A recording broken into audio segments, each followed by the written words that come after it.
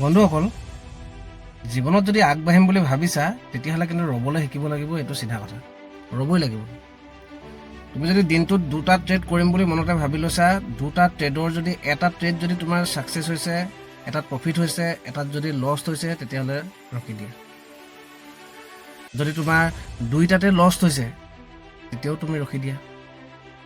বোলে নহয় 2টাতে প্ৰফিট হৈছে তেতিয়াও তুমি ৰখি দিয়া। ৰ'ব লাগিবই। আৰু বোলে নহয় আজি এণ্ট্ৰি পোৱা নাই, আজি প্ৰপাৰ এণ্ট্ৰি একো পোৱা নাই, তেতিয়াও ৰৈ দিয়া, ৰখি দিয়া। যদি তুমি ৰ'বলৈ শিকা তেতিয়াহে তুমি আগবাঢ়িব পাৰিবা।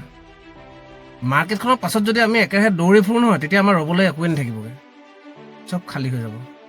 তুমি চাবা মাৰ্কেটৰ বিহেভিয়াৰবোৰ সদায় চেঞ্জ হৈ থাকে। কেতিয়াবা যদি ট্ৰেণ্ডিঙত থাকে, কেতিয়াবা ছাইডৱেজ থাকে, এনেকুৱা। এইটো স্বাভাৱিক, এইটো হয়েই।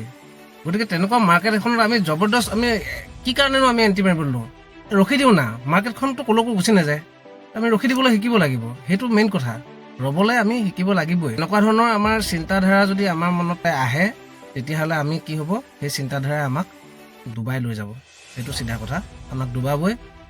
ষ্টাৰ্টিঙত সকলোৱে ডুবে, ময়ো ডুবিছিলোঁ, ময়ো তাৰ ব্যতিক্ৰম নহয়। গতিকে লৈ আমি সেই চিন্তাধাৰাৰ পৰা অকণমান আঁতৰি আমি আগবাঢ়িব লাগিব। সেইবাবে কৈছোঁ আমি ৰ'বলৈ শিকিব লাগিব। ইংৰাজীত এষাৰ কথা আছে, slow' and steady wins the race.